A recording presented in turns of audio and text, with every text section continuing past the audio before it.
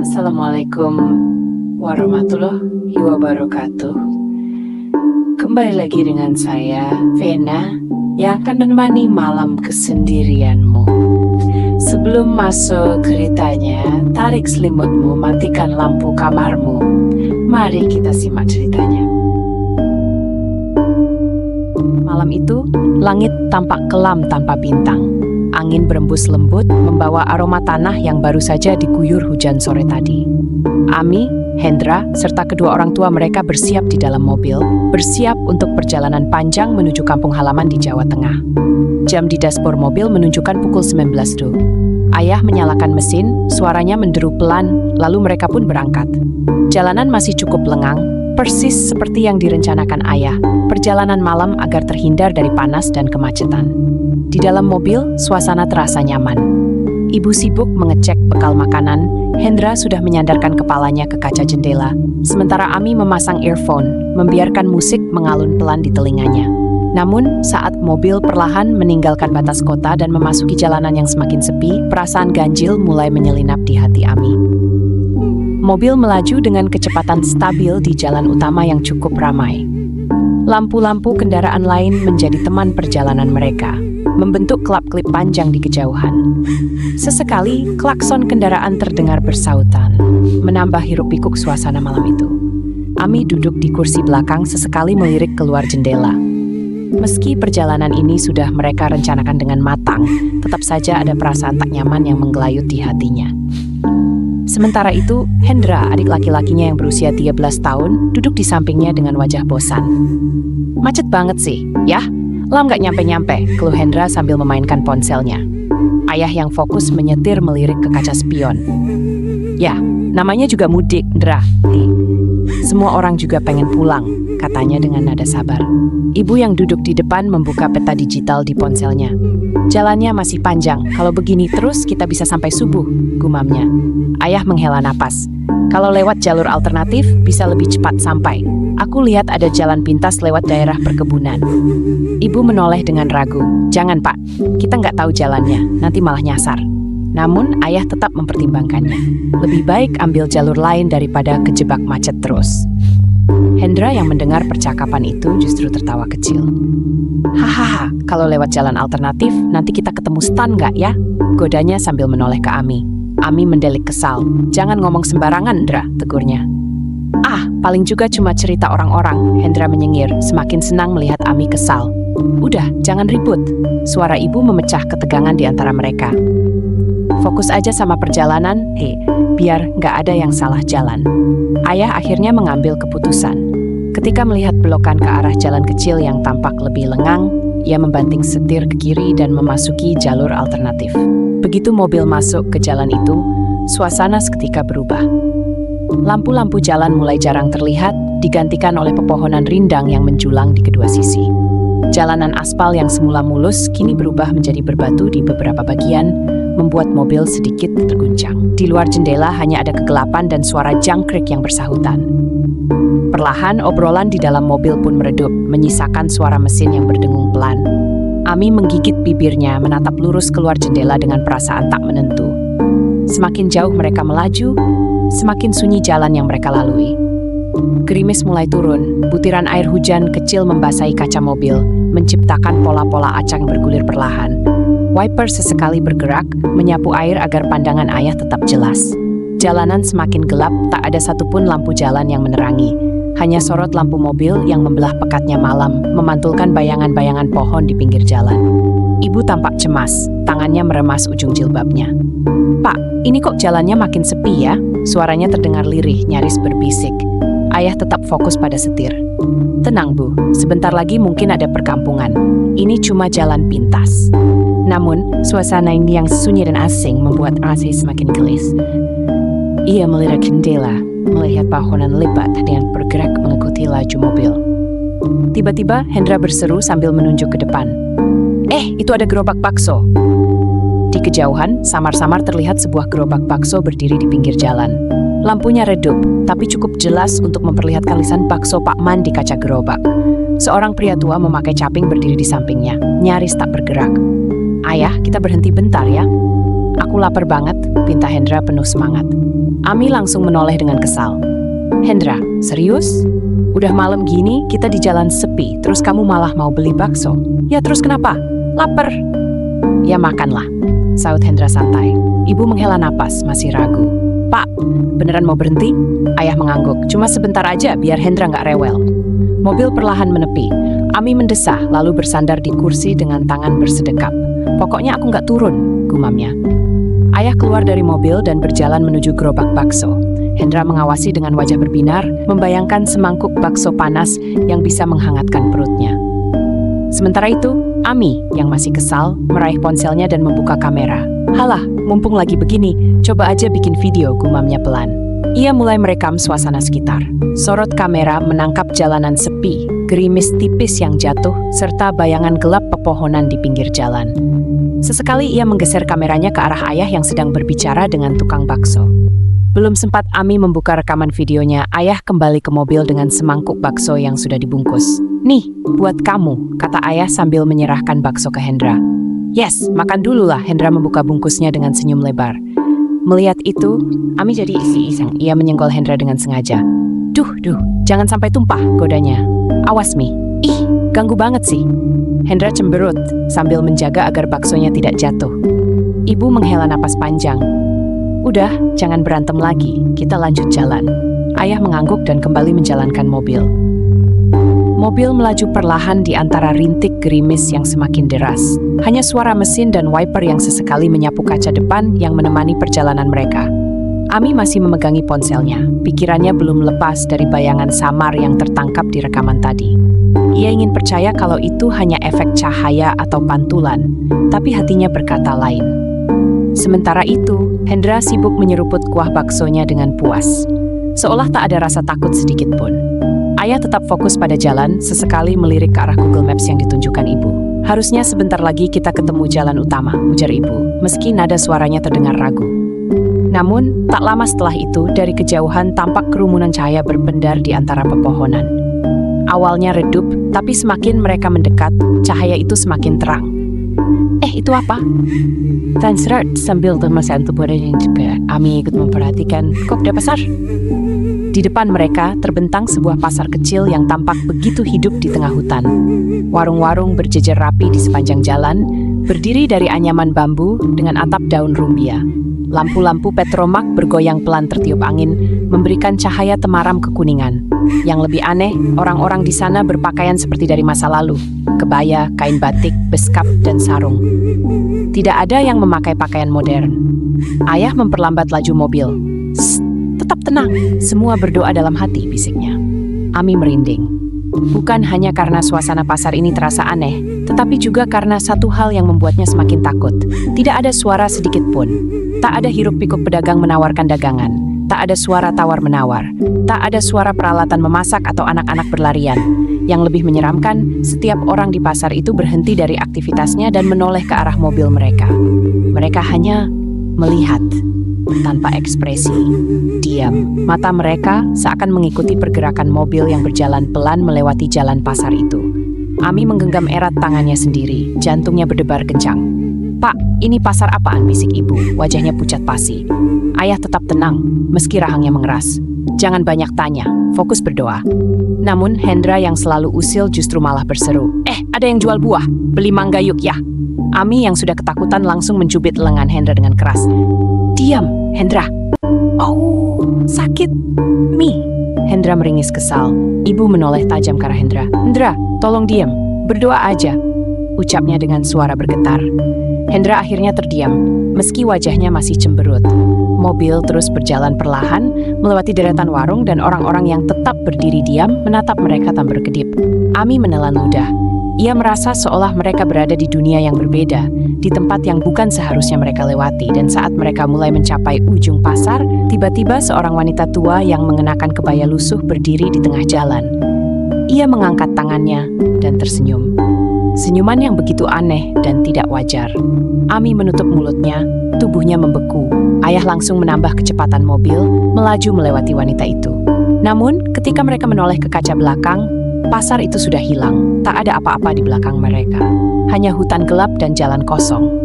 Ibu mulai membaca doa dengan suara bergetar, sementara Ami tak bisa berkata-kata. Satu-satunya yang terdengar di dalam mobil adalah suara Hendra yang akhirnya bergumam pelan. Kayaknya kita beneran nyasar. Setelah melewati pasar misterius itu, suasana dalam mobil terasa begitu hening. Hanya suara hujan yang mulai mereda dan deru mesin yang mengisi kekosongan. Ami masih menatap keluar jendela, pikirannya kacau. Ia menguatkan diri untuk bertanya, meskipun suaranya terdengar ragu. Ayah, itu tadi apa?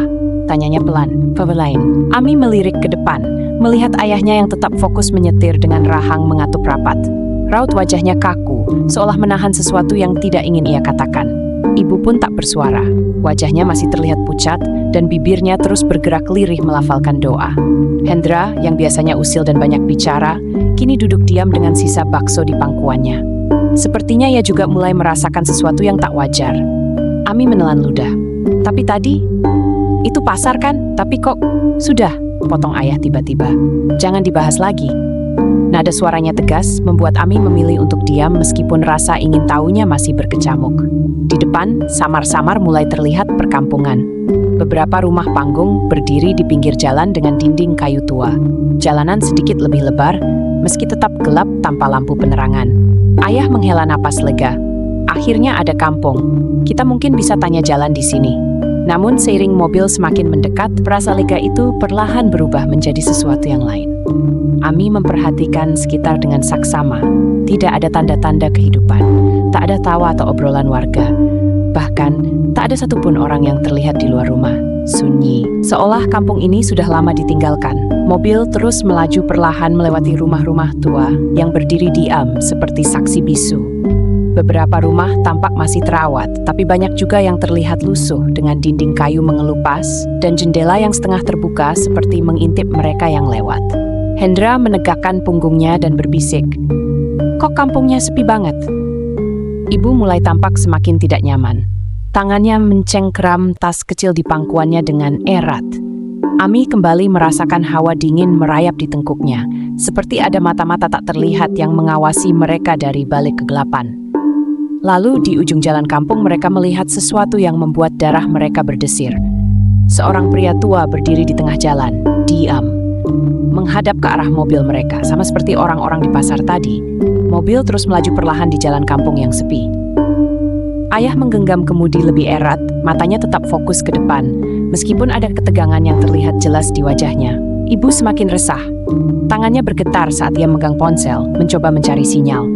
"Pak, ini nggak ada sinyal sama sekali." Suaranya lirih namun penuh kepanikan. Ayah tidak menjawab, hanya menghela napas panjang. Ami diam, tapi pikirannya sudah dipenuhi oleh rasa takut. Ia melirik keluar jendela, berharap melihat sesuatu yang bisa membuatnya sedikit tenang. Namun, yang terjadi justru sebaliknya. Di pinggir jalan, samar-samar terlihat barisan orang-orang berjalan perlahan dalam satu garis lurus. Mereka mengenakan pakaian sederhana seperti kain batik yang dililitkan di tubuh. Sebagian lainnya memakai pakaian putih polos yang sudah usang.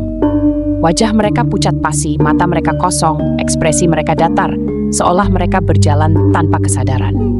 Di tangan mereka terdapat nampan atau wadah anyaman bambu berisi sesajen. Ada yang membawa bunga, ada yang membawa nasi tumpeng kecil, kan beberapa membawa kepala ayam yang masih segar. Mereka berjalan dalam diam. Tidak ada suara obrolan, tidak ada bisikan. Seakan mereka sama sekali tidak menyadari keberadaan mobil yang melintas di dekat mereka. "Ibu, itu mereka lagi ngapain?" tanya Ami, suaranya gemetar. Ibu hanya bisa menggeleng, tidak tahu harus menjawab apa. Wajahnya semakin pucat. Hendra yang melihat pemandangan itu justru masih dengan kelakuan usilnya. "Wah, kayak di film horor. Jangan-jangan mereka lagi ritual aneh?" katanya dengan suara agak keras. Ami langsung menyikut lengan Hendra dengan keras. "Sst, jangan ngomong sembarangan," bisiknya dengan nada marah. Hendra mengusap lengannya yang sakit.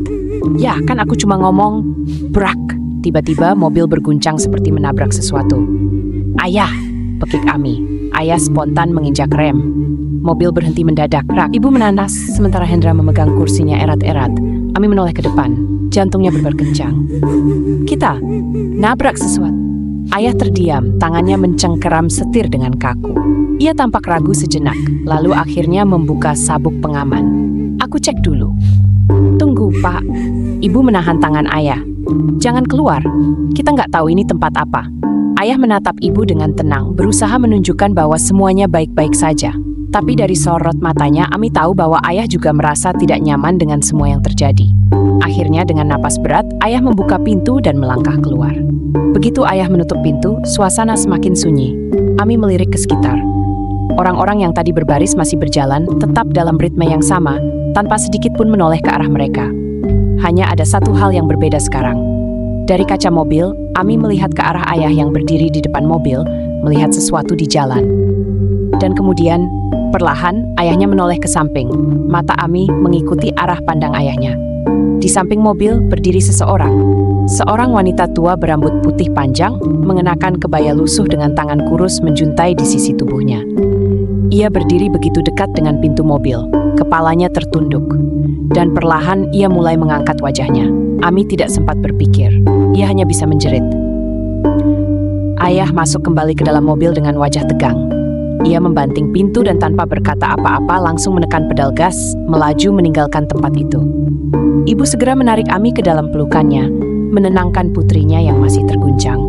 Tubuh Ami gemetar, napasnya masih tersengal setelah melihat sosok perempuan tua tadi.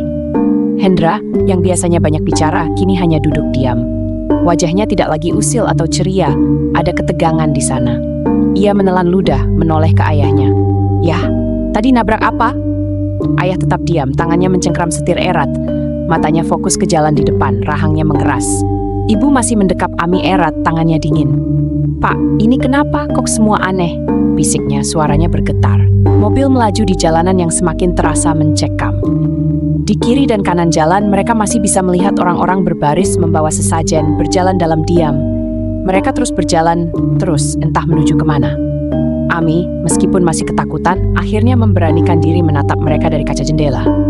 Wajah-wajah itu pucat, mata mereka kosong, langkah mereka seragam, seakan mereka berada dalam dunia yang berbeda. Yang lebih aneh lagi, mereka semua berjalan ke arah yang sama, seakan ada sesuatu di ujung sana yang sedang mereka tuju. Pak, ini jalan kemana sih? Tanya ibu dengan nada khawatir. Ayah menggeleng. Aku nggak tahu, harusnya kita sudah ketemu jalan utama. Ami merinding. Perasaannya mengatakan bahwa mereka sudah menyusuri jalan ini cukup lama, terlalu lama. Seharusnya mereka sudah keluar dari kampung ini. Namun, jalan itu terasa tidak berujung. Dan orang-orang itu berjalan. Terus, tiba-tiba, mobil membuat yang membuat bulu mereka nyakitin merem-merem.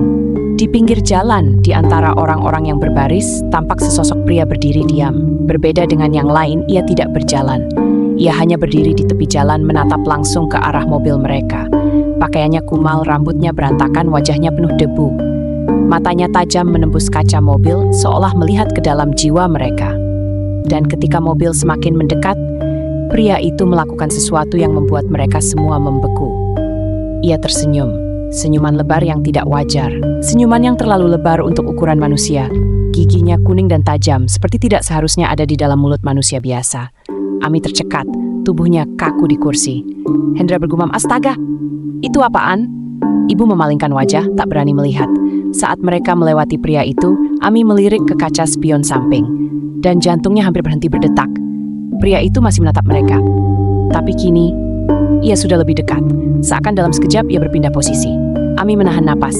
Yah, kencangin mobilnya. Bisiknya panik. Ayah langsung menekan pedal gas lebih dalam. Mobil melaju lebih kencang, meninggalkan pria itu. Namun saat mereka pikir semuanya sudah berlalu, di depan, di tengah jalan, berdiri sosok yang sama. Pria itu, dengan senyuman lebarnya, menunggu mereka. Ayah menginjak rem mendadak, ban mobil berdecit di atas aspal yang basah. Semua terhuyung ke depan, jantung berdegup kencang. Pria itu masih berdiri di tengah jalan. Senyum lebarnya seakan semakin mengerikan, giginya yang tajam terlihat jelas di bawah cahaya lampu mobil. Matanya kosong, tapi terasa seperti menatap langsung ke dalam jiwa mereka. Ibu mencengkram tangan ayah. Pak, kita harus gimana? Bisiknya, suaranya nyaris tak terdengar. Ayah tidak menjawab. Tangannya gemetar di atas setir. Ami menelan ludah, mencoba mengalihkan pandangan. Hendra, yang biasanya banyak bicara, hanya bisa terdiam. Tiba-tiba, pria itu bergerak. Bukan berjalan, melainkan melesat ke sisi jalan dengan cara yang tidak wajar, seakan tubuhnya terseret oleh sesuatu yang tak terlihat. Dalam sekejap, dia sudah menghilang di balik pepohonan. Napas Ami tersengal.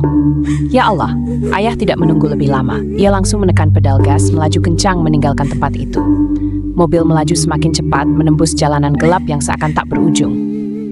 Namun, sesuatu terasa aneh. Ami melirik keluar jendela. Orang-orang yang tadi berjalan membawa sesajen masih ada. Padahal mereka sudah berkendara jauh dari tempat sebelumnya. Mereka masih di sana, berjalan dengan wajah kosong, dengan langkah yang sama, dengan tatapan yang menghindari mobil mereka, seolah tak peduli keberadaan mereka. Ami merasa sesak. "Ya, kita ini muter-muter aja ya?" tanyanya, suaranya lirih. Ayah menggeleng keras. "Nggak mungkin, harusnya kita sudah sampai di jalan utama." Namun, ibu justru menggenggam dadanya. Wajahnya pucat. "Pak, aku takut. Ini kayak bukan dikit kita." Hendra menolak sedang ipus. Ibu menoleh keluar jendela, lalu berbisik pelan. "Sejak tadi, kita nggak lihat satupun rumah yang ada kehidupan di dalamnya. Tidak ada suara binatang, tidak ada cahaya selain lampu mobil kita." Semua terdiam. Ami baru menyadari sesuatu. Memang benar, sejak mereka memasuki kampung ini tidak ada suara jangkrik, tidak ada suara angin, bahkan suara hujan pun terdengar semakin pelan, seolah mereka berada dalam ruang hampa. "Dor!" Tiba-tiba sesuatu menghantam atap mobil. Ibu menjerit.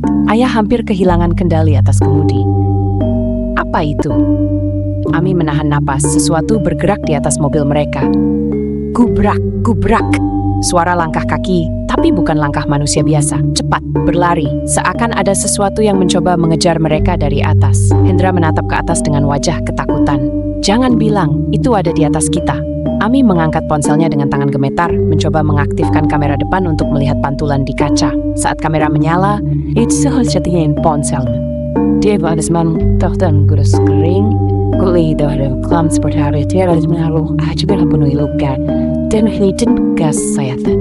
Dan yang paling mengerikan, sosok itu menunduk, melihat langsung ke dalam kamera. Ia tersenyum. "Ayah, cepat!" Ami menjerit.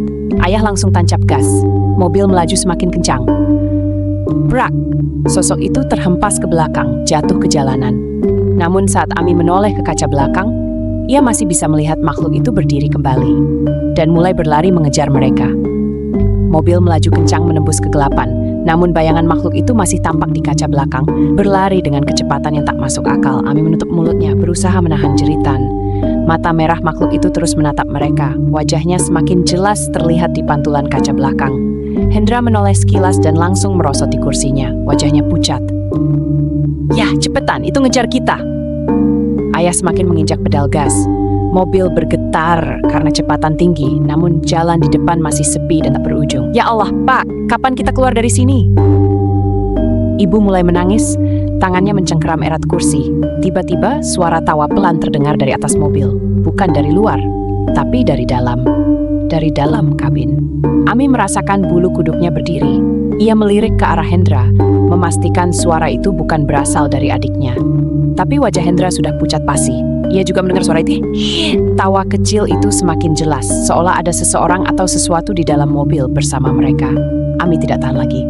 Dengan tangan gemetar, ia menyalakan kamera ponselnya, mengaktifkan mode selfie untuk melihat ke belakang tanpa harus menoleh. Dan saat layar menyala, jantungnya hampir berhenti. Di baris kursi paling belakang, samar-samar terlihat sesosok perempuan duduk diam. Wajahnya tertutup rambut panjang berantakan. Tangannya kurus dengan kuku panjang mencengkeram kursi. Ami langsung menjerit dan menjatuhkan ponselnya. "Ayah, berhenti!" Ayah menoleh sekilas ke kaca tengah. Dan wajahnya langsung pucat. Brak! Mobil mendadak bergetar, seakan sesuatu menghantamnya dari belakang. Ayah tidak berpikir dua kali. Dengan gerakan cepat, ia membanting setir ke kiri, keluar dari jalan utama, masuk ke jalan berbatu yang lebih sempit. Ami, Hendra, dan ibu berteriak saat mobil hampir terguling. Ban slip di tanah basah, namun ayah tetap memaksa melaju. Lalu, semuanya menjadi sunyi. Tak ada suara langkah kaki mengejar, tak ada suara tawa. Tak ada sosok di kaca belakang, yang ada hanya kegelapan di luar jendela. Mobil melambat lalu akhirnya berhenti. Napas ayah tersengal, tangan ibu masih gemetar. Ami menatap keluar jendela, jantungnya masih berdebar kencang. "Apa? Kita sudah keluar?" Hendra menggeleng lemah. "Aku nggak tahu." Tapi ada satu hal yang membuat mereka semua semakin takut. Jalan di depan mereka masih sama, sunyi, tak berujung. Dan di sisi kiri dan kanan, barisan koran pakaian nusuh berjualan tim. Ayah menggenggam setir erat, napasnya masih tersengal. Mobil masih diam di tengah jalan berbatu, sementara di luar, barisan orang-orang itu masih berjalan dalam diam. Ibu menggenggam tangan Ami, mencoba menenangkan diri. "Pak, kita harus keluar dari sini," suaranya gemetar. Ayah mengangguk. Ia menarik napas dalam-dalam, lalu menekan pedal gas dengan perlahan. Mobil mulai bergerak maju, meski ketakutan masih menyelimuti mereka semua. Ami melirik keluar jendela. Wajah-wajah pucat itu tetap sama. Mereka tidak menoleh, tidak bersuara, hanya berjalan ke arah yang entah di mana ujungnya. Hendra mencoba mengalihkan pikirannya, menggigit bibirnya sendiri agar tidak panik. "Yah, jalan ini bakal tembus kemana?" Ayah menggeleng. "Entahlah. Yang penting kita terus jalan, jangan berhenti." Lalu sesuatu yang aneh terjadi. Perlahan, udara mulai berubah. Tidak lagi terasa sesak dan dingin. Aroma basah tanah mulai tergantikan oleh wangi rumput dan dedaunan. Dan yang paling melegakan, suara jangkrik mulai terdengar. Ibu langsung terisak haru. "Ya Allah, kita sudah hampir keluar." Ami menempelkan kepalanya di jendela, mencari tanda kehidupan di sekitar mereka. Dari kejauhan, samar-samar terlihat cahaya lampu jalan. Jalan yang tadinya gelap dan seperti tidak berujung, kini mulai terbuka. Di kejauhan, ada tanda jalan dengan tulisan yang mulai terbaca, sesuatu yang menunjukkan bahwa mereka sudah mendekati perkampungan yang sebenarnya. Ayah mempercepat laju mobil. Orang-orang yang tadi berjalan di sisi jalan perlahan menghilang di belakang mereka, seakan mereka memang hanya bagian dari dunia yang bukan untuk manusia biasa. Dan akhirnya setelah melewati tikungan tajam, mereka melihat sesuatu yang sangat mereka rindukan. Jalan utama. Lampu kendaraan lain mulai terlihat. Tanda-tanda kehidupan nyata ada di depan mata mereka. Ibu langsung menangis lega. "Alhamdulillah, kita keluar, Pak. Kita selamat." Ayah menghela napas panjang, matanya masih memeriksa spion, seakan memastikan mereka benar-benar sudah meninggalkan tempat itu. Ami masih menggenggam ponselnya dengan erat. Hendra duduk lemas di kursinya, menutup wajah dengan kedua tangan. Mereka tidak ingin lagi mengingat apa yang baru saja terjadi. Mobil terus melaju di jalan utama. Kini mereka hanya ingin cepat sampai ke rumah kakek nenek mereka, meninggalkan semua teror yang baru saja mereka alami. Tak ada yang berbicara sepanjang sisa perjalanan. Namun, saat Ami akhirnya membuka ponselnya lagi di dalam galeri videonya dan mengecek video saat ayahnya membeli bakso, Ami terkejut dan menyetel video ke mereka. Terlihat tukang bakso itu berwajah busuk dan mengeluarkan belatung di wajahnya, matanya keluar. Hendra yang melihat itu langsung muntah-muntah.